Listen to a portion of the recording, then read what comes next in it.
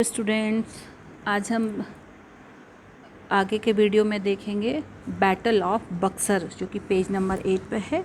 आप लोग अपनी बुक्स ओपन करिए। सो स्टार्ट करते हैं। After the battle of Plassey the company used Mir Jafar as a golden sack into which they could dip their hands at pleasure. Plassey का जब युद्ध हो गया तो मीर जाफ़र जो था कंपनी के हाथों की कठपुतली बनकर हो गया और धीरे धीरे कंपनी का जो खजाना था वो खाली होने लग गया, क्योंकि किसको गिफ्ट देने में और उनकी इच्छाओं को पूरी करने में द ट्रेजरी वाज एम्पटी। धीरे धीरे खजाना खाली हो गया। The demand of company kept on increasing. जो कंपनी की डिमांड्स थी वो बढ़ती जा रही थी। The official and their agents exploited peasants and craftsmen and forced them to sell their good at cheaper rate and thus made huge profit। जो company के जो अधिकारी थे वो क्या कर रहे थे, जो दलालों और किसानों और दस्तकारों को लूट रहे थे और उनको बाध्य कर रहे थे कि वो अपना सामान उन्हें कम दामों पर, अपना जो रॉ मटेरियल है, जो सामान है, उसे कम दामों पर बेचें ताकि उनको ज़्यादा से ज़्यादा मुनाफा हो सके। The Nawab Mir Jafar did not get on an opportunity to take decision in favor of his state interest, as he was disposed of and his son-in-law Mir Qasim was made the Nawab of Bengal।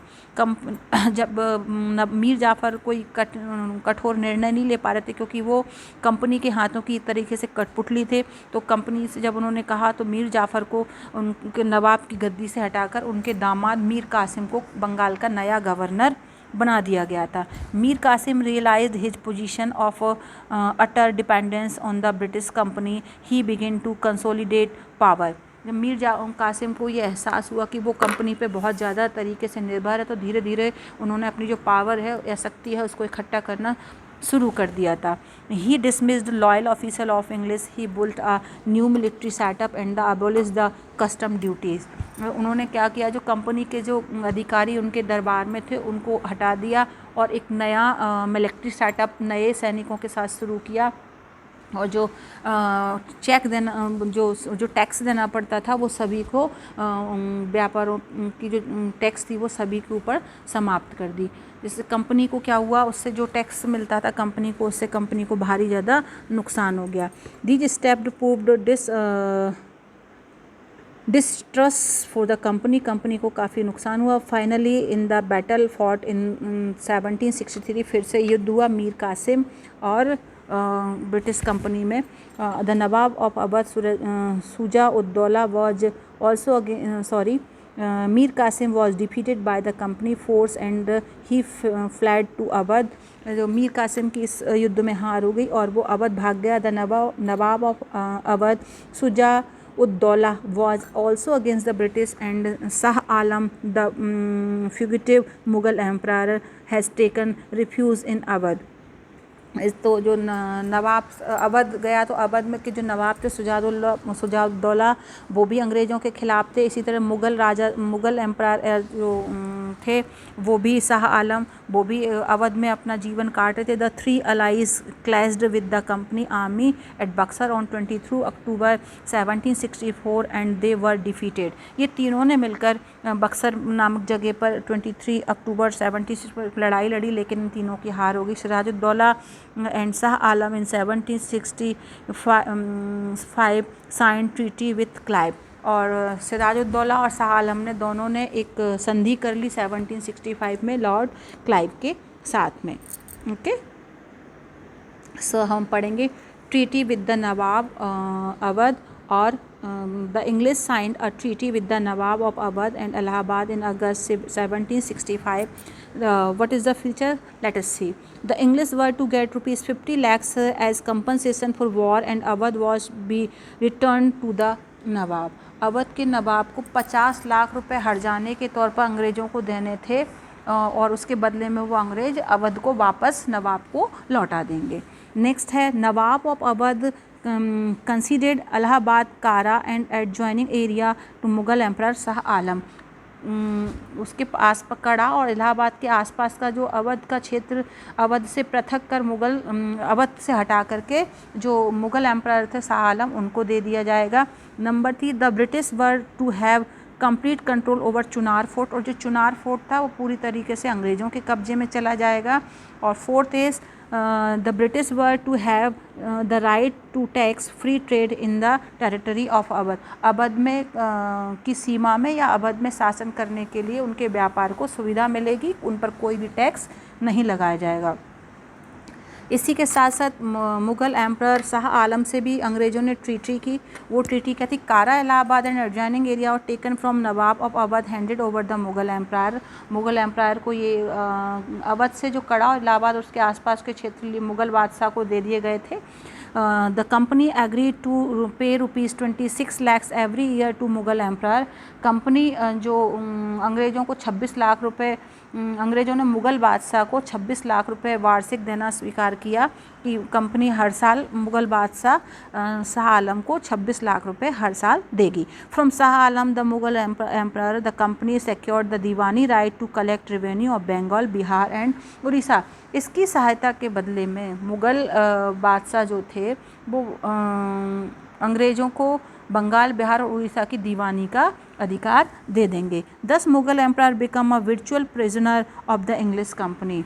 इस प्रकार से जो मुग़ल बादशाह थे अंग्रेज़ों पर आश्रित हो गए और अवध उनका मित्र बन गया। ठीक है। The alliance with Awadh quelled company's fears from Maratha attack. In the means time Mir Jafar had again been made nawab of Bengal. इस प्रकार मराठाओं के आक्रमण का डर ख़त्म हो गया क्योंकि कंपनी उनसे लड़ती और मीर जाफ़र जो थे उनको फिर से जो बंगाल का नवाब बना दिया गया था। अब शुरू होते हैं एंग्लो मैसूर वार। अंग्रेज़ों में और मैसूर में जो युद्ध हुए वो किस तरीके से। The ruler of Mysore Wadiyar had become weak. धीरे धीरे जो मैसूर के जो शासक वाडियार शासक थे वो धीरे धीरे कमज़ोर होते चले जा रहे थे। ओके, किस तरीके से देखिए, सॉरी पहले हम पढ़ेंगे यहाँ पर expansion of east India company in India. किस तरीके से ईस्ट इंडिया कंपनी अपना धीरे धीरे अपना स्थापत्य तो बढ़ाती जा रही थी। After establish their sovereignty over Bengal the British turn their attention toward the south.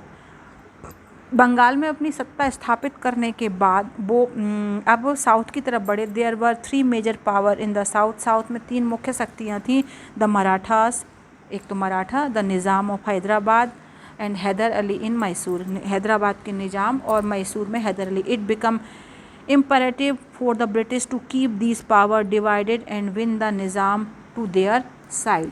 इसके लिए अंग्रेज़ों ने क्या किया कि हैदराबाद के जो निज़ाम थे उनको लालच दे लिया और उन्हें अपनी तरफ मिला लिया। अब मैसूर और अंग्रेज़ों का जो युद्ध हुआ उसके बारे में हम जानते हैं। The ruler of Mysore Wadiyar had become weak. धीरे धीरे वो लोग वाडियार जो राजा थे वो दुर्बल हो रहे थे, कमज़ोर हो रहे थे। Hyder Ali was the commander in chief of the Mysore army. जो हैदर अली थे वहाँ के जो कुशल एक काफ़ी एक्टिव सेना नायक थे, कमांडर थे करके हैदर अली ने इसके योग्य तथा कुशल सेना नायक हैदर अली ने वहाँ के राजा को सेना नायक थे। He was a brilliant general and shrewd diplomat. बहुत ही अच्छे सेना नायक होने के साथ साथ अच्छे राजनीतिक थे। He usurped the throne and establish his authority over Mysore. उन्होंने वहाँ के राजा को हटा करके खुद वहाँ पर कब्जा कर लिया था। The British were worried about the increasing power of Hyder Ali. Britishers भी उनके उससे डर गए थे, जो उनकी पावर वहाँ बढ़ती जा रही थी। बढ़ते प्रभाव के कारण अंग्रेज़ों को भी थोड़ी सी शंका, डर बैठ गया था। 4 Wars were fought for supremacy between the British and Mysore. 4 युद्ध हुए दोनों की सुप्रीमेसी तय करने के लिए कि कौन ज़्यादा है प्रतिस्पर्धा के बीच में। तो पहला जो हम देखेंगे 1769 से 1799 तक हुआ। The first war was for during the region of Warren Hastings. Hyder Ali won the war and the force the British to sign a treaty. इस युद्ध में हैदर अली की जीत हुई थी और उन्होंने एक दबाव बना दिया था, एक संधि साइन करने के बाद। This treaty both the side return the prisoner of war and conquered territories and promised to help each other when attacked by a third party. इस संधि में क्या क्या था वो आपको मैं बताती हूँ। इस संधि में हैदर अली को अंग्रेज़ों ने आश्वासन कि मैसूर पर मराठाओं के आक्रमण किए जाने की स्थिति में वो सहायता करेंगे। इसके साथ साथ ही जो शर्तों के अनुसार जो आश्वासन दिया था, इस कारण दूसरा मैसूरी और बाद में उन्होंने इन दो को माना नहीं, तो इससे क्या हुआ कि दूसरा मराठा युद्ध फिर से शुरू हो गया था। But the British did not keep their side of the pact, उन्होंने अपनी तरफ का समझौता नहीं माना। This result in the second English Mysore war in which the French company helped Hyder Ali. फिर दूसरा युद्ध हुआ हैदर अली और अंग्रेज़ों के बीच में, ब्रिटिशर्स के बीच में। इसमें जो फ्रेंच कंपनी थी उन्होंने हैदर अली की मदद की। और आफ्टर हैदर अली डेथ, और हैदर अली की डेथ के बाद Tipu Sultan carried on the war, उन्होंने इसको चालू रखा। Ultimately a peace treaty was signed between British and Tipu Sultan, दोनों के बीच में फिर एक शांति समझौता हुआ। Tipu dislike the British, Tipu अंग्रेज़ों को पसंद नहीं करते थे। He trained his army in the European style to expel the English from India, उन्होंने अपनी आर्मी को अंग्रेज़ों की तरह ही युद्ध सिखाया और इंग्लिश जो राज्य था उसको धीरे धीरे ख़त्म करने की कोशिश में टीपू सुल्तान लग गए।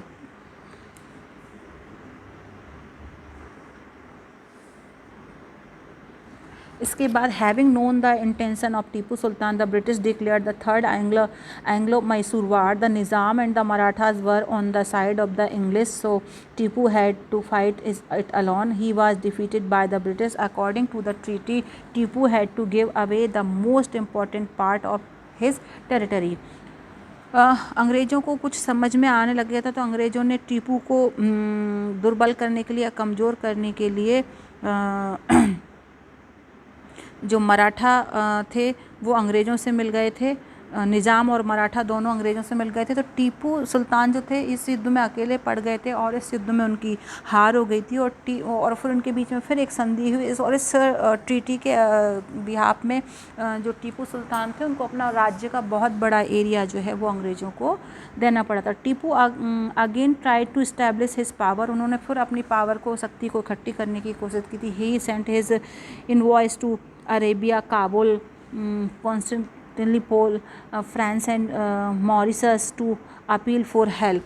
तो टीपू सुल्तान ने अपने दूत भेजे काबुल, कुस्तुनुतिया, फ्रांस और मॉरिशस, और वहाँ से भी सहायता मांगने का प्रयास किया था। At the time of the governor general of the English company was lord वेलेज़ली।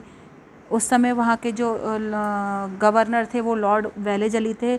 In accordance to his policy of expansion, he declare the fourth Anglo Mysore war. और अपने उस समय जो गवर्नर जनरल वेलेज़ली थे वो उनकी विस्तारवादी नीति थी, एक्सपेंशन करना चाहते थे अंग्रेजी राज्य का, और उन्होंने चौथे युद्ध की घोषणा कर दी अंग्रेजों टीपू सुल्तान के खिलाफ, और चौथा एंग्लो मैसूर युद्ध हुआ। Tipu was seized in his capital where he met a martyr death and the British captured Mysore।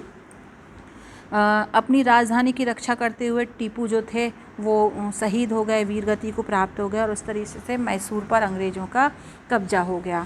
अब ये तो था एंग्लो मैसूर वार। अब हम पढ़ते हैं the Anglo Maratha wars. Mumbai was the western Indian centre of the British trade, but the surrounding area were under the control of the Marathas, due to which the British were not able to establish their control. After Mysore the Maratha were the only power left to challenge the British authority. Mumbai अंग्रेज़ों के जो west part में जो व्यापार था उसका प्रमुख केंद्र थी, लेकिन जो उसके आसपास के जो एरिया थे वहाँ पर मराठाओं की सत्ता या कब्जा था। इस कारण से अंग्रेज़ वहाँ पर अपना अधिकार पूरी तरीके से स्थापित नहीं कर पा रहे थे। मैसूर को हराने के बाद केवल मराठा ही ऐसे थे जो अंग्रेज़ों के लिए चुनौती बनकर सामने खड़े हुए थे। अंग्रेज़ों ने मराठाओं के धीरे धीरे again after challenge British authority. The British were trying to interference in the internal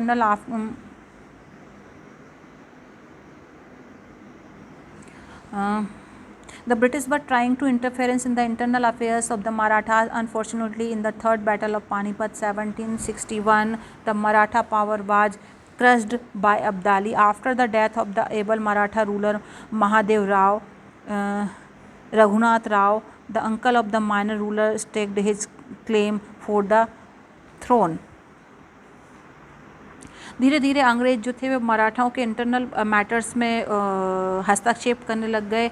उसी समय 1761 में अब्दाली अहमद शाह अब्दाली के हाथों पानीपत का जो थर्ड बैटल हुआ था उसमें पराजित होने के कारण मराठाओं की स्थिति कुछ कमज़ोर हो गई थी और जो योग्य जो पेशवा थे वहाँ के उनकी मौत हो गई थी। माधवराव भी को भी मृत्यु हो गई थी और उसके बाद जो उनके चाचा रघुनाथ राव ने पेशवा पद अपना दावा प्रस्तुत किया था वो वहाँ के पेशवा बन गए थे।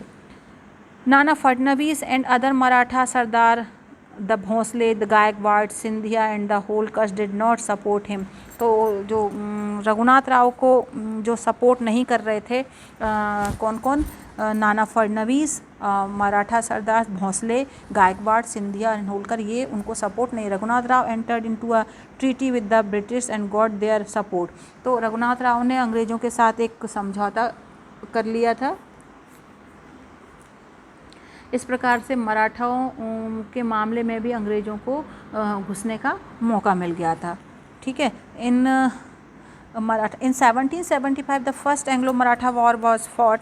1775 में पहला अंग्रेज मराठा युद्ध हुआ था। This war remained indecisive as all the Maratha powers fought untidily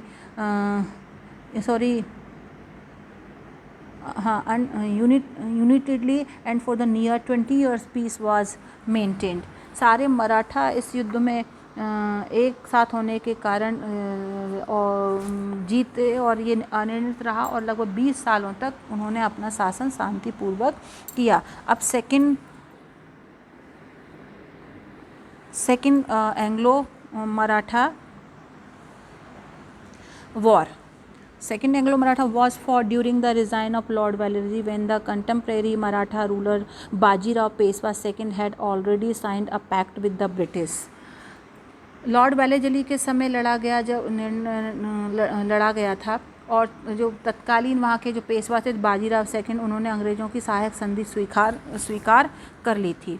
ये कहते in order to acquire the help of British, he had accepted all the terms of the treaty. The powerful Maratha chiefs, the Bhonsle and the Sindhia, declared war against the British in 1803 to maintain their independence. But शक्तिशाली मराठा सरदार जो थे जैसे भोंसले और सिंधिया, इन्होंने अपनी स्वतंत्रता बनाए रखने के लिए 1803 में अंग्रेज़ों के खिलाफ युद्ध छेड़ दिया और ये लड़ाई लड़े। Both of them were defeated and were left with no other alternative but to enter into separated treaties. दोनों की युद्ध में हार हो गई, उनके पास समझौता करने के अलावा कोई विकल्प बचा नहीं। So with the British in the beginning, the Holkar remained aloof, but soon they also fought against the British to maintain their independence. बाद में होलकर भी अपनी स्वतंत्रता बनाए रखने के लिए ब्रिटिशर से लड़े। The ruler of Bharatpur Rajasthan helped him. Bharatpur के शासक ने उनकी मदद की थी। Although the British forces were able to defeat the Holkars, they were unable to defeat Bharatpur and ultimately signed a pact with the ruler of Bharatpur. आरंभ में होलकर इस युद्ध से अलग रहे थे, किंतु उसने भी अपनी ही आज़ादी की लड़ाई लड़ना शुरू किया। राजस्थान के जो भरतपुर के राजा थे उनने उनका साथ दिया और होलकर, हालांकि अंग्रेज़ों ने होलकर को तो हरा दिया था, किंतु वो भरतपुर के राजा को नहीं हरा पाए थे और अंत में अंग्रेज़ों को भरतपुर के जो राजा थे उनसे संधि करनी पड़ी थी। Okay, now come to the third and the last Anglo Maratha war was fought during the reign of Lord Hastings. The Peshwa already signed subsidiary alliance with the British, but in 1817 the British started putting pressure on the Peshwa to sign a new subsidiary alliance.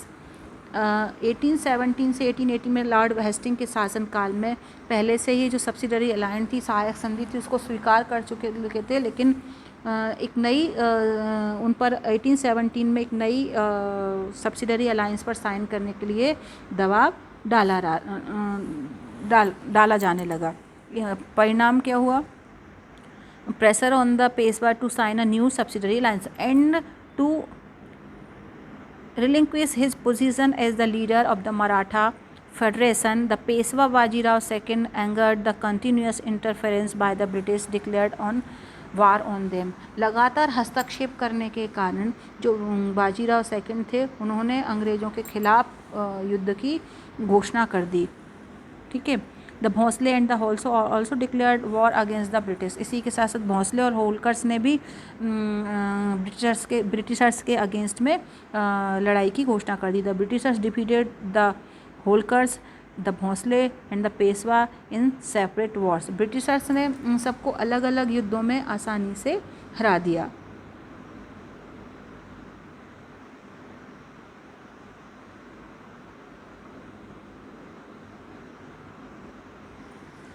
ठीक है। The British defeated okay हो गया। A portion of the Peshwa territory was given to the descendants of the Shivaji at Satara and the rest was ceded to the British Empire. The other Maratha chief Bhonsle, Holkar, Scindia and the Gaikwad were brought under the suzerainty of the British. After defeating the Marathas, the British become a paramount power in India.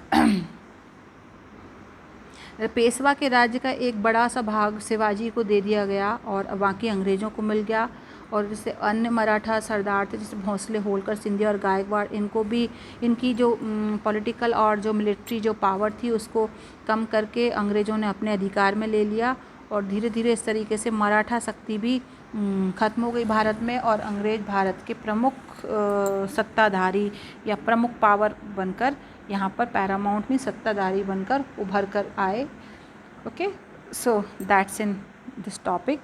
Next topic कल करेंगे। Thank you.